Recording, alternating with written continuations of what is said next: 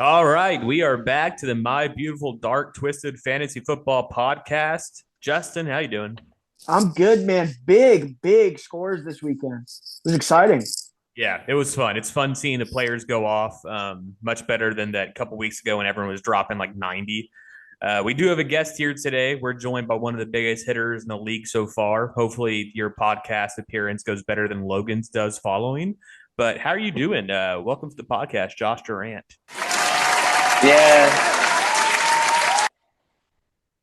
guys, I'm happy to be here. I wish it could have been any other week when I could have brought a W to the podcast, like the 2 weeks that I beat y'all in a row.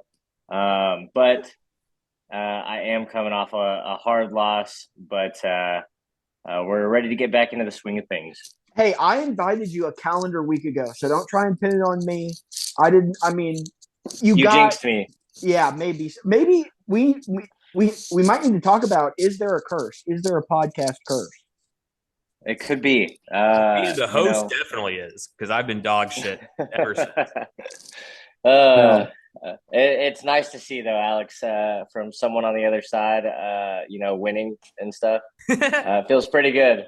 I'm sure winning does feel new to you, Josh. Ooh. But Yes. That was a good one. okay. So pretty crazy. It is new. Now my show doc here says injuries and then nothing, and that's on me. I created the show doc. Justin was doing his cornhole tournament. Justin, did you win, by the way? Oh, we actually played really well. I don't know that CJ will deny this. I certainly carried the team today, but that's okay. Sometimes he's got my back. It works both ways. So the me so corny is having a great season so far. And was your girlfriend there? So that man, we can move past it. Yeah, we probably should. And then I missed you at the Halloween party this weekend. I didn't see you. You left. Yeah, got there. That's well. So I had to leave for Houston at it was my grandmother's 96th birthday, and my mom planned a brunch of all things. So I didn't want to skip the Halloween party, but at the same time, I knew I needed to be in Houston by 10:30 a.m. So that meant waking up at 5 and hitting the road. So I'm sorry I missed you. What did you and Rachel go at? I was Luka Doncic, and she was Olivia Rodrigo. And then we had a good time. We googly-eyed everything over CJ's apartment. He was losing his mind. It was pretty funny. But anyways, enough people probably aren't going to – oh, yeah, his house. I'm sorry, his house, yes. People probably aren't going to want to hear us talk about our personal lives too much. So, oh, come on. They care about us. Injuries-wise, do we have any significant injuries this week? Oh, man, off the top of my head, there was the Jonathan Taylor got a little banged up. Mark Andrews a little banged up. Rashad Bateman's out a few weeks, so the Ravens are really hurting. Other than that, Debo was out. Oh, Debo is out. Yeah, that is a big hitter, and then Ayuk's really filling that role. And obviously, we'll talk about CMC soon, but nothing huge after that. I don't think that's coming off the top of my head. The big news, however, is trade deadline. So we had a couple big trades in the NFL. I think the first one that broke was Hawkinson to the Vikings. Josh, what's your thoughts on that trade, fantasy-wise? Hawkinson to the Vikings. At first I thought, man, that sounds really awesome because Hawkinson can go for, another 40 every game. And then I thought back, and how often does Kirk really throw to his tight ends? Right. It's not super frequent. I don't think that we're going to be looking at anything drastically different than what the man was already doing in Detroit. So I will just add that Kyle Rudolph is the last fantasy relevant tight end I remember from there, but he was a top 10 guy. So not to say that Hawkinson's going to mirror that, but there's potential. Kirk has found tight ends before. My next question for you is, what is a top 10 tight ends points total week on the week?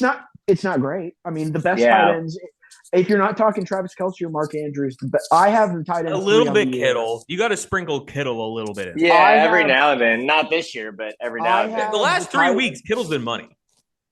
Kittle only got 12 points this week. Boom. You get it out of your tight end, you're happy. So that's what I was going to say. I have the number 3 tight end on the season, Zach Ertz, and he averages 12.3 points a game. So that's has been doing since D-Hop got back. He's been doing fine, dude. He's been completely Yeah. serviceable. But like Josh said, that's because you can't start a tight end and feel like you're going to have a real contribution unless you have those two guys. Because Darren Waller's not pulling it off this year. George Kittle, I know you're high on George Kittle. He just turned it around. So yeah, but the first 3 weeks. I mean, come on now, give me some slack here. He's been decent. Well, what I'm saying is he got 12 points plus a touchdown yesterday. So like that, if you take away the touchdown, he's got. Well, yeah, but CMC was being a selfish little bitch, and he was hot. Wasn't he? He was being the most selfish little bitch I've ever seen. I won it all. Did y'all see that? He was the first one to throw a touchdown, receive a touchdown, rush a touchdown since LaDainian, LT. 2005, baby. We were Walter Payton. I know that's going way back in time, but Walter Payton was like famous for that shit. He always threw touchdowns. Man. So yeah, my thoughts on it is it'll be interesting to see how much the offensive coordinator, designs plays for him. That's what it's going to come down to, because he's not going to be as good at game scripts as the Lions were, and he's not going to be the favorite target. Like the Lions were in some situations. So it just all depends if they actually game script for him and they want to use him. And if they do, he should be pretty valuable in that offense. Jeff Wilson Jr. becomes the immediate handcuff there in Miami. I think it's still the Mostert show, but Mostert's made of glass. Justin, do you agree with that? He's proved pretty dirt. I mean, he is their every down back at this point. So I'm really hoping that Jeff Wilson doesn't come in and impact that too much. I am more worried about him than Chase Edmonds, though. So that's a downside. Did y'all see the Kyle Shanahan quote about Jeff Wilson about an hour before the trade? I didn't. No. So Kyle Shanahan came out and he was asked about Jeff Wilson on the trade deadline, and he said, "We're not shopping Jeff at all. I'm hoping he's here forever." That guy is bummer. Just such a liar. John Lynch is running the show over there, so who knows? He may have done that solo. I bet Shanahan has a pretty big say in that. I would hope so. And then Claypool going to the Bears for a second, which was way too high of a pick. I'm not too worried about this fantasy wise. I don't think it changes anything really. Any counter opinions there? Well, I maybe. Go for it, Josh. Well, I say maybe because the past couple weeks, Justin Fields has been on a tear, man. And it's not necessarily just from him running the ball. Then you look at his I think, Justin, you made this comment of looking at his deep balls at Ohio State. I don't know. Maybe this offense is turning around. They look pretty good against Dallas, considering we have, a top 3 defense. So on Justin Fields, I will say that, have you guys ever made a take without having the evidence already in hand, but you already said it, so then you go back and just like hope you look up that you were right? Yeah, I'm sure that's happened to everybody. I like hot takes, so I find myself putting my foot in my mouth all the time. Justin Fields is literally the most accurate deep ball thrower to ever come out of college. He has the highest deep ball accuracy percentage of anyone who's ever played college football. I didn't fucking know that. I knew he was good, but so he obviously has that talent. I think that Chase Claypool, you've got to remember Chase Claypool's on his rookie contract. So a second round pick's not out of the realm. He was a first rounder himself. So, I think you kind of got what you paid for. I'm excited to see what they can do in that offense. I think Justin Fields, obviously next year is probably a brighter than this year will be, but either way, it's relevant. Yeah, we'll see. I don't think you can take those college stats too much into NFL. I mean, he's in his second year, and we need to see it more. But if it helps open up the Bears' offense more, I agree. And Josh made a good point. Their offense is looking much better. So hopefully that continues, right? That's fun for fantasy. So we got a no, a maybe, and a yes. Okay. Other than that, I think that's all the big trade deadline news. I don't think there's much to talk about with Chase Edmonds other than it makes the Broncos backfield even uglier. So I would like to make a comment on that since I have Chase Edmonds. I am just so thankful that I can drop him. I bet that's been a roster clog for a while. Yeah. Thank God. Okay, so let's go Fuck that ahead guy. and get into our highest and lowest scores of the week. For the highest score, it was an absolute beatdown. It was Michael dropping over 200. He sent me a clip here and he gave me a specific timestamp request. So let me make sure I got it here. Here we go. Popular So in high needy. school, but I think you peaked. Peaked? Peaked, D? Let me tell you something. I haven't even begun to peak. And when I do peak, you'll know. Because I'm going to peak so hard that everybody in Philadelphia is going to feel it. And there it is. He thinks he's going straight for that championship, and he might. He might, honestly. So big week for Michael. We'll talk more about that in the breakdown. Our lowest score, he's not a stranger to this spot on the show the last few weeks. Hello, darkness, my old friend. He continues to now. I think the third Poor time guy. this month, dude. I don't know how much you guys pay attention to the final standing projections, but He as recently as he dropped like 10 spots, man. as recently as like 2 weeks ago, his team was ranked higher than mine, and it's just completely fallen apart like Such so a quickly. fast. Now that wasn't his loser song. That was just his that's just his anthem, right? Until he figures it out, his anthem. So for his loser song, I'm going to play this clip, and I want everyone to know this is an exact quote from Logan, but just replace David Lindhagen with Matt Ruiz, please. For every time he references David Lindhagen, it's actually Matt Ruiz. You know a word that is not used very often anymore? Cuckold. I'm a cuckold.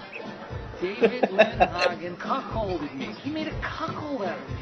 He slept with my wife, and I didn't know about it. And that is the definition of cuckolddom. David Lindhagen took my wife and slept with her. Thought I did everything right. Got married, had kids, the house. What do I get for it? I get cuckolded. David Lindhagen cuckolded me. He made a cuckold out of me. So that's Yikes. Yeah. Poor Logan. Yeah, man. What do we think about his team name and his team picture? I thought he deleted the app. He's upset. I think he's very upset. He I'm started sure off he's not 3-1. He had a lot of hope for this season, and it just barreled down. I mean, it was brutal. Rough. And then before we get into last week's matchups, do y'all want to do some waiver wire predictions? Yeah, sure. I'll highlight a couple of people that we talked about before the show got started. So Justin Fields, I think we've seen an uptick from that Bears offense. I know we talked it might open up a little bit. There is certainly optimism because that is somebody that has obvious running upside, and that's kind of the cheat code for fantasy quarterbacks. So I think that we may see a couple big swings at Justin Fields. I think so too. He'll definitely be the highest number ad. So let's take a look at the budgets here real quick and see who we think would bid on him. So a couple people still have a lot of money left. One of them is Logan. I would doubt he would go big money on him because he has Herbert, right? Yeah, I think I mean, we're getting to the point someone may come calling for Herbert. I know he hasn't had a great season, but Logan, if he gets a good offer for Justin Herbert, I think it would be a good idea to go ahead and get that backup option going now. Yeah. Also, Herbert has a pretty good schedule the rest of the season. Yeah, Herbert should be fantasy gold, but without Mike Williams, it is scary. Brandon has 68, but he has Pat Mahomes, so I don't know. Nathan has Joe Burrow, so he's a big hitter too, but I don't know if he'll go after him. Michael has two great quarterbacks with a good budget here. So it'll be interesting to see who goes after him. My guess is Austin would be my Austin guess. is 33. So do you think Austin's going 21? He's working with Aaron Rodgers. I mean, I don't think 21 is going to be enough to get him. I know who's going higher than 21. Tell me that. Oh, I guess that's a good point. I Oh, know maybe the CJ. So CJ's rolling with Derek Carr, right? right. So maybe Okay. if you're CJ, you're dropping 28. Yeah, maybe just to make sure you get him. I'm bowling the full wad on. I know that's not going to be enough. I'm not anticipating it being enough, but maybe people are falling asleep on that. I think he goes more than 15. Yeah, I do think he goes For sure, for sure. Josh, you have 48, but I mean, I'm sure you're not super. Oh, actually, you may be. You may be. You're dealing with Aaron Rodgers. That's right. So how heavy are you going? I don't know what you're talking about. I think we might I'd actually like have the person that's going to blow the wad right here. I would like to move on to another topic, guys. Okay. I mean, Another free agent that's going to be a big bidder is who? Who am I missing here? Isaiah Likely is the Isaiah other Likely. big. Okay, Yeah. yes, right. That's a big tight end prospect. I imagine he goes somewhere around the 20 range. That's my guess. I really don't know how to accurate. Yeah, and I think our Mandrews holder. I think CJ is going to be the one who goes and gets him. So I mean, if I was CJ after the injury bug that Mark Andrews has been bitten by, I think I would go get my security blanket and get Isaiah Likely, because if Mark Andrews isn't playing, Isaiah Likely is super fantasy relevant, and obviously if Mark Andrews is playing, you don't have to sweat it. But Isaiah Likely had 19 last week. You got to look at Austin also. Austin is currently rolling out Kate Otten. That's the only tight end on his roster. Gross. Projected 5 points. So I got to think Austin's going pretty heavy after him as well. And then I could use him because Kittle's on bye, but I don't think my $1 is gonna cut it. Probably not. I wouldn't say so. You know what hasn't happened? If I'm a betting man, I would bet that Devin Duvernay does better than Likely next week. That's interesting. You may be right about that, just because Duvernay has been the number one. But you've got to keep in mind, like, if Mark Andrews is on the field, he's the number one. So the tight end position for the Ravens gets so many targets. Mm-hmm. They're very heavy tight end. Yes. But they're playing against New Orleans. They're going to have to throw deep. And Duvernay's look good. Duvernay's look really good. No doubt. Okay, and then before we jump into it, we'll also add here that Trenton did have a crazy ass bid on Kadarius Toney, $49. I don't know if that will return value. Maybe he's very involved in that offense. We'll have to see, but that seems really high. The only bid I can remember that was higher than that is when I went and got Will Fuller like 2 years ago. He had that crazy, like an asinine amount of money, right? Yeah, he had that crazy 50-point game in like week 1, and I went and blew. I think it was like 68 or something silly like that, like stupid high. But I remember that. Yeah, 49 for Kadarius Toney is insane. I can't imagine. I don't know who he thought, and I even tried to ask him, like, who the fuck did you think was going to bid 48? Like, I thinking on it, like, even if we were in a dynasty league, I don't think that I would bid that much. Looking back, quick tangent. I know we've done a couple of these the past couple of weeks, but a quick one. Do you guys have any regrets that we didn't think about doing a fantasy league like early on? What do you mean? Well, I'm just sitting here thinking, like, we all obviously enjoy doing this so much. Like, the only thing that would make it more challenging is if we had, like, do you know how Dynasty League works, Alex? Duh. I would imagine. So, like, if that was the settings that we were using, where you're truly, like, building a team through the years, like, we have 12 guys who pay attention and give a shit and would, like, invest time in scouting for a rookie draft and shit like that.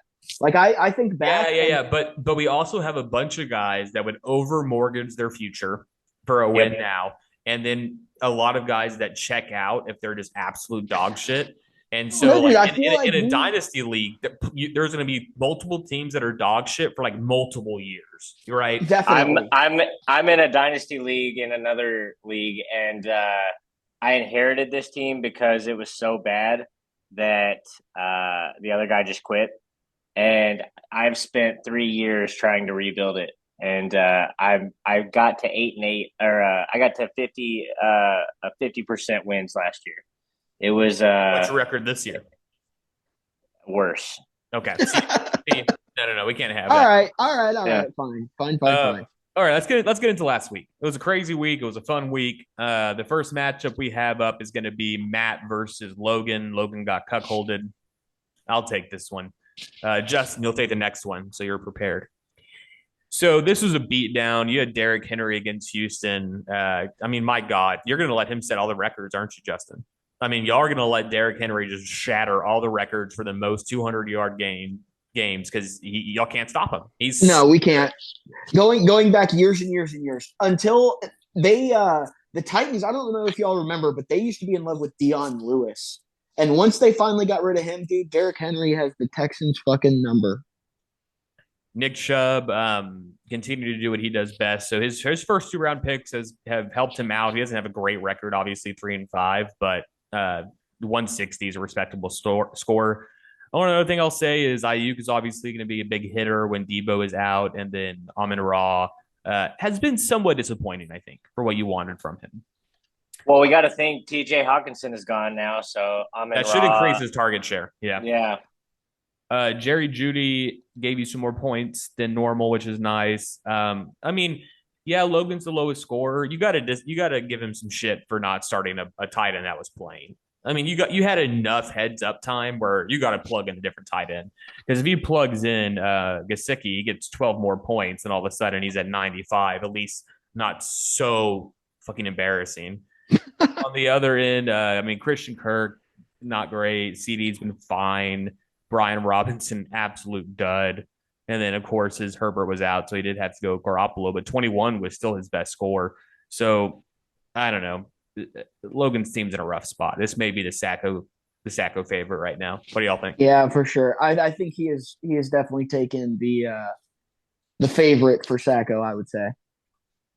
You know, I just don't get it, to be honest. Like, Joe Mixon, not looking good this year in terms of running the ball. Brian Robinson, we didn't know. The man got shot, so give him some credit. Sure. But Antonio Gibson is the pass catcher, man. So I would roll with him going forward, or hopefully James Robinson can pull something out.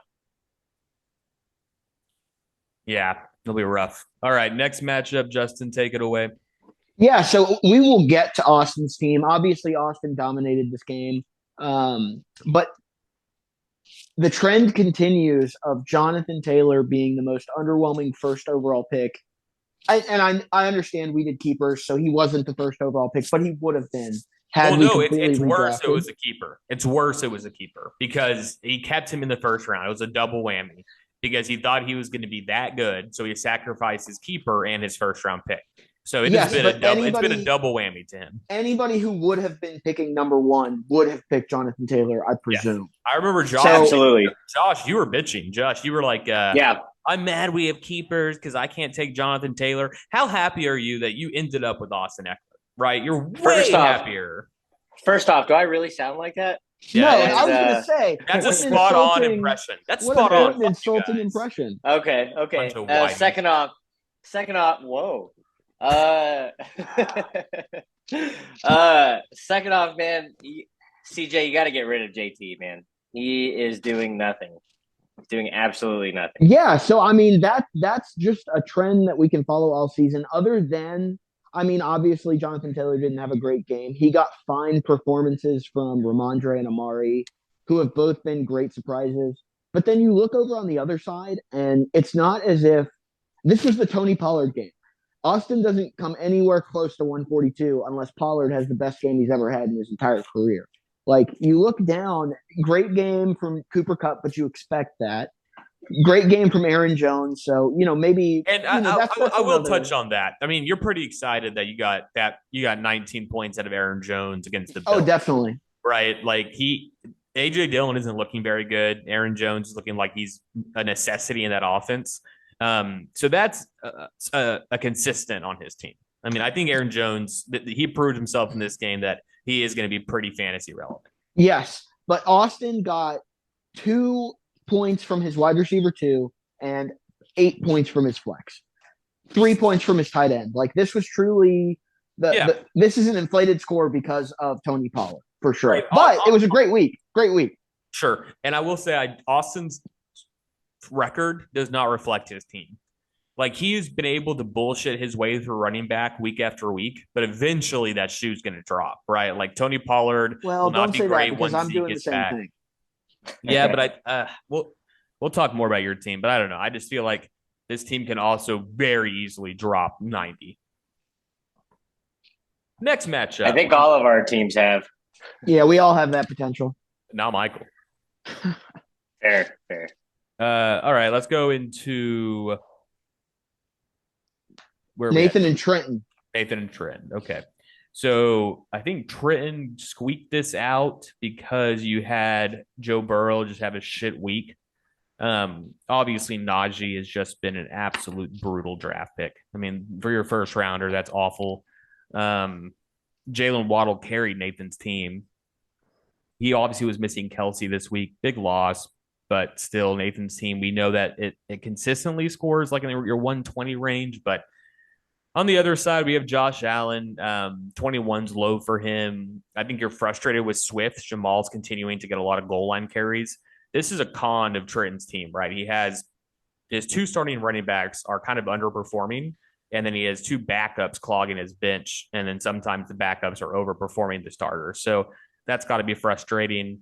Rondale Moore dropping 23 really helped him get this win. Overall, not very impressed with either one of these teams. What are y'all's thoughts? My notes say Robert Woods, desperate. Yeah. That's it. That's Curtis Samuel, desperate. Yeah. Hey, dude, but don't forget he's got Kadarius Toney just waiting in the chamber. That's true. That's going to be the wide receiver 1 the rest of the year. I do like Rondale Moore rest of the season, though. I Even think when D-Hop Marquise really Brown gets opened back? things. Yeah, when Marquise Brown gets back, I don't know how much I care about Rondale Moore. Yeah. Yeah. And I'm saying fair. that obviously as the Marquise Brown holder. So, but I'm still under the impression that like when Marquise is back, if he ever gets back, Rondale Moore is going to go right back to, your reverse plays and your wide receiver. Sure. Did Tyler Boyd get a carry this week? He didn't. He didn't get a carry this week. You should have taken it. Yeah, I should have taken it. I could add $5 more. All right, next matchup. Justin, take it away. Do we have to? I'm so sorry, Josh. Okay. Here we go. So we are looking at Michael's absolute complete domination of a good team. Like 128 is a score you're happy with. 70% of weeks, if you drop 128 or anything close to it, you're winning. So I'm very, very sorry. I mean, you had solid weeks top to bottom with the exception of Chase Edmonds, which is somebody you talked about dropping. So and it's because Eckler was on bye. So I mean, you're a week removed from our trade, Josh. Y'all, are you happy with Dalvin Cook? I am. Also, y'all are making me feel real good about losing by 70 points. Well, so hold on. Believe me, I'm about to get into that because. Oh, I'm sorry, 80. You didn't have to lose by 80 points. You could have lost by 130 if Michael had played his best lineup. True. Like, holy fucking shit, did Michael's team go off? I mean, DJ Moore is not going to be 27 points a game. He's not going to come close to that more often than not. His running backs. I mean, holy shit, dude. He got 60 points from his running backs. 42 of those are Alvin Kamara. Tyreek Hill did Tyreek Hill things. AJ Brown went absolutely nuclear. There's, as odd as it sounds, there's not a whole lot to say. It's just this was everybody's best week. It happened at the same time. Sorry, Josh. Dude, Josh, honestly, this is a scary team, though. This is a scary team going forward. It's the favorite. Now, obviously, there's some bias on that coming out of this past week, but it's deep. I mean, you look at his bench, who only has 6 players, and only one of them is a quarterback. They dropped 92. His alone outscored Logan. So it's a scary team. You didn't have to say that. That was rude. That was rude. Kick him while he's down. I don't care at all. No, Michael's got a squad. It'll be interesting to see. Yep. Okay, and since I just went, and I think your game is next, right, Alex? Yeah. So, Josh, how about you break down? Yeah, Josh, take it away. Let's do it, man. Real quick, the man that claimed he was my father, right? Yeah, embarrassing. But he's just as dead as my father. I own his ass. All right. So we'll go with Alex first. You dropped probably your highest score of the season. Nope. 139. I dropped Oh, 1. what was? Oh, okay. So 139.5. Okay. And Brandon got 95.6. Your best player is definitely Lamar Jackson. You're welcome. Gonna My get best some player is consistent Travis points. Etienne or D. I know. Make no mistake. I know. But in your heart, you know that Lamar is your favorite. Yeah. Dude, Travis Etienne is going to be a monster rest of season. Yeah, barring injury, just to pat myself on the back here, he should be a top 5 running back rest of the season. He looks great. I would think so. Yeah. Michael Carter is going to be a nobody starting next week. But you got 10 points out of him. Rashad Bateman. The Rashad Bateman Lamar stack. Yeah. Yeah, 0.0 points. That's tough. Well, fuck the Ravens for playing him, dude. I mean, his that was for real. Like, what the fuck? And then you got D-Hop saving your bacon with 33.9 points. George Kittle got that touchdown. We talked about that before the show. Taylor Heineke is just going to throw the ball to him no matter what. Yeah, he gets launch it to him. Yep. And then you have the best defense in the league with the Cowboys. Good stuff, man. Just a good squad. Dude, this is like don't puff Alex up like that. This is a average team. You had a good week. It's a slight. So I think I have an RB1, so a wide receiver 1, a tight end 1, and a QB1. So I can win some games. Yes, definitely. So if we're really getting into it, and we'll go to his bench. Zeke was out, but I think that with Dak coming back, Zeke is kind of how D-Hop revitalized the Cardinals offense. I think that Dak coming back is definitely going to do that for Zeke. Does Zeke start to see, like, it's already a 50-50 split. Does Zeke start to see less and less work? The only reason I don't think so is just because Jerry Jones said that Zeke was going to be the guy after the game. So even though Tony Pollard looks like the better runner, I do think that just because of the guy writing the checks, you continue to see Zeke get a ton of work, at least 50%. So it's not a running back I count on, but I just need like 8 to 10 points out of over Michael Carter, though. You're going to start Zeke over Michael Carter for sure. I would think so. We'll see how it shakes out with James Robinson. Obviously, I was watching a lot of that Jets game, and even though Zach Wilson's so bad, but there was multiple pass attempts to Michael Carter that just were incomplete. So he's targeting him a lot. So, hey, can I ask you real quick, like, what would Jacoby Myers have to do for you to realistically, like, flex him over Terry McLaurin? Because he's had a couple good weeks in a row. Like, it'd be a gutsy start, but he's kind of starting to pay off. Yeah, he's earned his way into the lineup with Mac Jones starting permanently, I think. It's so hard because my team is normally an underdog, so I'm an underdog. I want to start the higher upside guy, which I feel like is Terry, but it just depends on the matchups. But I think he'll enter my lineup pretty consistently at this point. I would say that with the passing of the torch from Carson to Heineke, Terry took over. If Carson was still the quarterback, no doubt, it's crazy that Heinicke is better quarterback than Carson Wentz. He's so much. I wouldn't even. Too. I mean, I wouldn't even say that he's better. They're just very different. Like, what more does he have to do to earn a shot to be their starter? Like, this is 3 years in a row where they've had to, like, call him out of the bullpen, and he's played awesome. He almost beat Tom Brady in a playoff game 2 years ago. Like, I don't know. I think he's done well enough to earn the start there. All right, our last matchup, we had Chris versus Justin. Justin squeaked this one by. I'm going to start on the Chris side. So you had Andy Dalton, good quarterback start, I think. I mean, he bid too much for him, but he got 21 out of him. That's what he wanted. Justin might be the only guy that played the Christian McCaffrey wrath and won, honestly. I mean, I don't know of any other team that pulled that off. I mean, 42 points. Him in this San Francisco offense is going to be a treat. It's going to be a fucking treat. I mean, yeah, know how to use him. Dude, his his pass was money. I mean, put this guy in a quarterback. His pass was fucking beautiful. And then after that, you just have a bunch of meh from Chris. Not even mad, dude. This is a bad week. He had 3 people break 10 points. Yeah, and you're obviously extremely frustrated that Josh Jacobs, that Higbee only gave you 3.5 after trading away Kyle Pitts. You know, you're obviously Josh Jacobs, but Jacobs has been doing his job. I mean, that whole offense got shut out. We didn't talk about that with the me and Brandon matchup. Actually, I think we didn't even go to the Brandon side at all. But Devontae only did not 1 point. 1 point. Yeah. His Giants let him down. On the other side, Justin had a much more well-rounded week. 35 out of Tua. That's what you expected against Detroit. I don't think you're going to get that every week, but that Miami offense is fun to watch. Damian Pierce got you some garbage time points. Stefan's elite. Justin Jefferson, a bad game, still on a bust.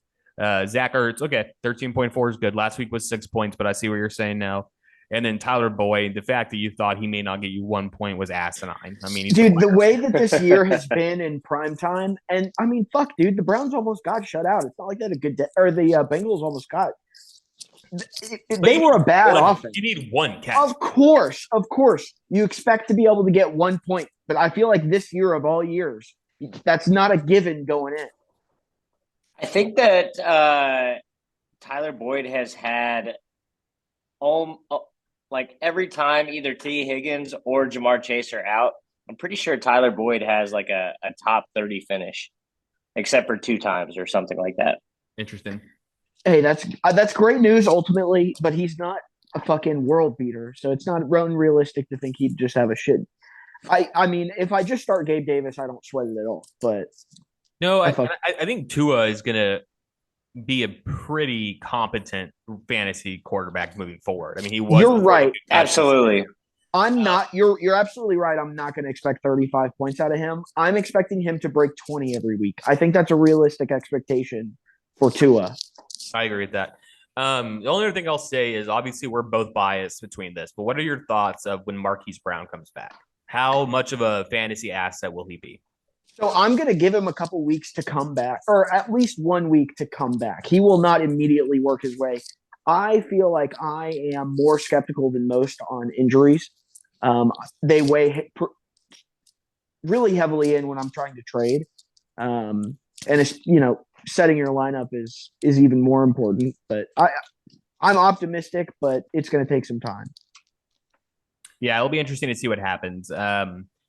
D-Hop has been incredible, but they haven't been winning games. So I don't know if they want to keep that strategy going. So that'll be interesting. Josh, you have any thoughts about the Arizona Cardinals wide receivers? Yeah, I think I said it earlier in the podcast, but D-Hop has opened up the offense. I think that they made some moves for defensive players in the trades before the trade deadline today. So hopefully that can shore up some of those issues, because it's not the offense with D-Hop coming back. And they showed this last year. They won 7 games in a row with D-Hop, and then when he was out, they started losing. So when Marquise comes back, I think that they're going to have exactly what they need to make exciting games happen. I hope so. That should be a fun offense. All right, let's go into our pick'ems. So the first matchup we have is, Justin, you're going to cover this. It's Matt versus Chris. The only thing I'll say before you dive in is these are both teams that are 3-5. So whoever wins this game is in the mix, right? We're all the league has so much parity. That's actually a really okay. So while we're on the topic, and I'll dive into Matt and Chris here in a second. But if you go to the standings, if you both just pull up the standings real quick, okay. After me, it goes from 65%. And this is obviously just like, who knows how this algorithm is working. But it goes from 65 to 22. So it looks like they're saying 3-5 in a league that's the bunched up nature of the league so far is working against these guys like crazy, because they're going to have to rattle off 3 wins to cover ground. Because the point scored between Matt and everybody else above Matt, if I'm looking at the standings, is very tight. So it's going to come down to point scored between. It may come down to point scored between if I'm in playoffs or if I'm in the Sacco Bowl, right? that last week, it would maybe finding out like, okay, I don't even know if I'm going to be in 5th place or I'm going to be in 9th place. So it'll be interesting. Yeah. Well, all I see is a nice round 94% next to my name. I don't know. Feeling pretty good. Don't botch it, Josh. But okay, go give us the breakdown of Matt versus CJ. Both, I think their projected totals are literally identical. 113.8. Yeah, they That are. might be the first time I've ever seen that. Well, it should. Let's hope it makes for an exciting game. Let's see, Kyler versus Jared Goff. You've got to lean towards Matt as far as that goes, and then he's got AJ Dillon in the starting lineup. Nick Chubb is on bye. Okay, so 4 points at running back 2 probably. Whereas Ramondre Stevens, but he's got Jonathan Taylor. God damn, I see why both these teams are so mid. Yep. I'm taking Matt just on matchups, right? I mean, JT versus New England is not exciting. Ramondre against Indiana is not super exciting. Mark Andrews versus New Orleans isn't super exciting, and he's banged up. So I'm taking Matt because of that. But it is interesting. I'll take CJ just so we've got competing interests. Okay. If Andrews plays, I'll take CJ. If CJ picks up, likely. But other than that, I'll take Matt. Okay, next matchup, we have Trenton versus our very, very sad Logan. Obviously, it's no surprise that Trenton's projected a win, as Logan is currently projected 60. However, he has not put in his starters, so you can tell that he's really down. He hasn't even looked at it today, so you hate to see it. I am going to take Trenton, obviously. He's got Josh Allen against the Jets. And then he's the thing is, Trenton's team isn't even that Trenton's fun to team look is at. bad. Yeah. Trenton's team is going to be really bad. But like, what is he supposed to do? CD's on bye. Russell Wilson, he's not gonna. He probably should drop Russell, right? Mike Williams. Well, he's got Justin Herbert. He'll put in Herbert, but like, my God, yeah. he's hurt. It's gonna be Trenton easy, right? Do y'all have any different opinions there? I don't know. It's hard to judge with out Logan starters in. He's probably projected for at least like 93, and that puts this into the competitive margin. But yeah, I'm gonna go Trenton here. Or Logan. This one's gross. This may be the toilet bowl. Yeah. I actually think that Trenton is going to do pretty well. I think Leonard Fournette's going to come back strong. DeAndre Swift, I think, was coming back from his injury. And then Josh Allen's going to be upset that he didn't get over 30 points, so he's going to drop a 40 burger, right? Yeah, maybe. He's dropping 40 on the Jets. Yeah, he's dropping 40. All right, next matchup. We have the 4-4 Michael, who's been on a tear, versus 5-3 Austin. Justin, take it away. Yeah, so this is kind of a good example of what you were talking about earlier when it comes to Austin's team. The fact that, he's been getting away with it a lot of weeks. Cooper Kupp's been doing a lot of heavy lifting, but when you look at this team, there's not a lot to get excited about, with the exception of, you're hoping Aaron Jones keeps it up. He doesn't even have I guess Clyde is his startable RB2. Maybe you take a swing on Eno Benjamin. And then obviously on the other side, this is just going to be another. I don't know. It's never going to get to 210 again. That was a total outlier. But yeah, of course. This is 160 points a week, probably. Yeah. Will Philadelphia feel the need to do to Houston what they can do to them? That's the question, right? Because obviously, if they want to, they could go out and drop 50 on them. But I don't know if they're going to feel the need to do that. So they may. It'll be a huge first half, and then they'll tone it down in the second. But it'll be 35-0 in the first half. But Kenneth Walker should have a field day on Arizona. It'll be fun to see if Hawkinson plays. But if he does, I imagine he should be good. I don't know how much they can work him in that quickly. DJ Moore, we'll see. Cincinnati's got a good defense. PJ Walker's looked competent. I don't know if that will continue, but without CMC or Robbie Anderson there, I don't know who else they're going to fucking throw the ball to. So, yeah, I think Austin gets annihilated. Josh, you going Austin? No, I'm not. SFQ. What I want to do is I want to do like a 1 week trade to help Austin out and just send him some of my players. Dude, I'll take the L this week. Yeah. All right, Justin, you take the wait, was that you? Did you handle yeah, that I one? just did that one. Yeah. Okay, so the next one we're gonna have is Chris versus Josh. So Chris sadly is 1-7, and he's very lucky because he doesn't have to deal with CMC because he's on bye.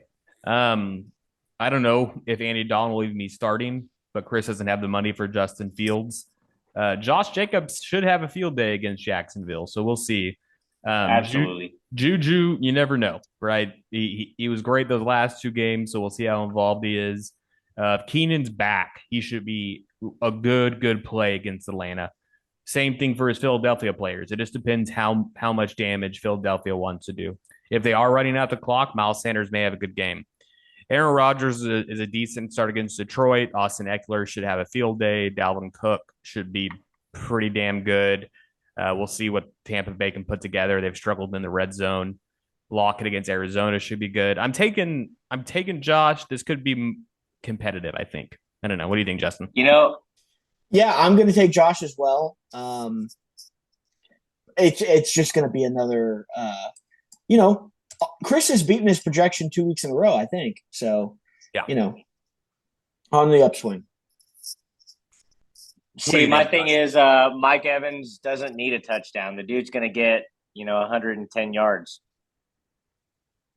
on 3 catches. Yeah, you're right. And if he does get that, then you're happy with your 13. All right, next matchup, Justin, take it away. It's myself versus Nathan. All right, so we've got a 104 projection. Would you say this is your? No, you have to find someone to start for George Kittle. So this is not defense. I don't have defense or tight end yet. Okay, so then looking at your bench, who are you dropping? Oh no, you have 2 empty spots. Okay, I already dropped who's going to get dropped. Yeah. Yeah. Okay. So we've got similar enough projections where it's not as if someone's expected to blow someone out, and once you plug people in, the projections are. I mean, you will ultimately come into this week with a higher projection than him. It looks like, but man, let's see. We'll have to see about Nyheim Hines. That's somebody we didn't talk about earlier who got traded, who may have a huge impact. I don't think so. And the Bills? Not on the first week. No. Not on the first week either. Singletary's still the guy. Singletary did have a good week. You're right. So it's not as if they're looking to plug someone in immediately. They just want the option. They're obsessed with the pass catching running back option. Yeah. But it's not like Josh just wants to launch that shit, man. Yeah, but sometimes he ends up forcing it because he doesn't have anybody he's checking it down to. Like, I can't remember the last time I saw Josh Allen take a check down. I don't even know if they use him. Hunter Renfrow is not a great start. He has been so disappointing this year. But Jalen Waddle should have a huge day against Chicago. That's a good defense. I think it's going to be if Justin Fields is able to keep up the momentum that they've got rolling, that could end up being a pretty high scoring game. Travis Kelce is, that's an automatic 20 points. Chris Godwin, that's, similar to your Mike Evans play. Chris Godwin doesn't need a touchdown to have a great week. Like, he's a possession guy. Yeah. You get him over the middle. So Chris Godwin could have a good week. This is kind of as close to a toss-up as it gets, but I'm going to lean towards Alex. I am as well. Yeah, and it'll come down to the Waddle Kelce, I think. If they go absolutely insane, then I'll probably lose. If they can dial it back and just have their projections, I should be okay. Dude, there's no reason D-Hop can't go insane against Seattle. That's a bad pass defense. Well, and Etienne should just carve up Las Vegas. Yeah, so you've got great matchups to take advantage of. New Orleans is a bad defense. But I worry about Lamar without Bateman or Andrews. I do worry about that. He showed that he could do it. New Orleans defense. He showed he could do it last week. I agree. Yeah, I agree. He's got Devin Duvernay. It's going to be close. It was in the fourth quarter, though, or second half. Yeah, for sure. Next matchup on the board, and I'm going to take myself, of course. I'm a prideful Obviously, man. Naturally. We have Justin versus Brandon. So Brandon just came off of an absolute ass whooping. He's only projected 91 right now, but he's missing a couple starters. So I don't know what his plan is there. Patrick Mahomes against Tennessee is scary. I think Singletary could actually be pretty decent against the Jets. Devontae's coming off a bad week, but they're going to make sure to get him more involved. Washington has the worst pass defense. So he's got some decent starts.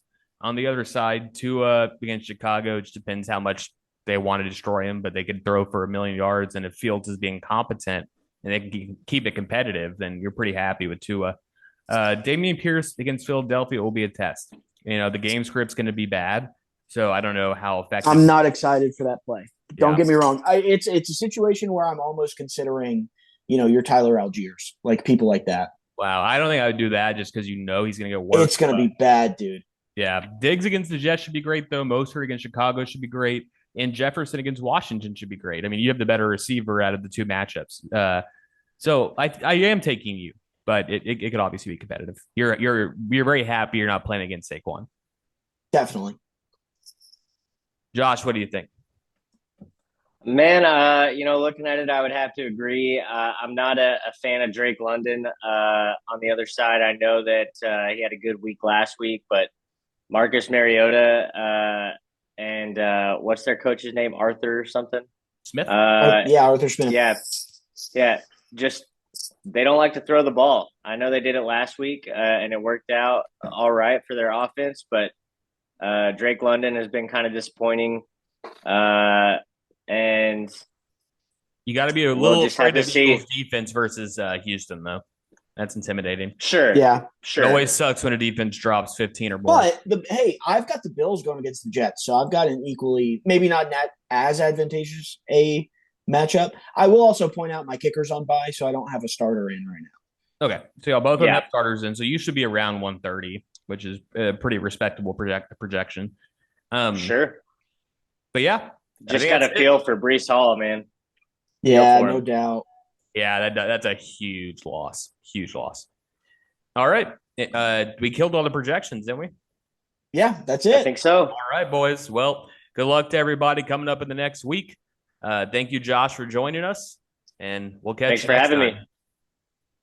Yeah, good luck, everybody.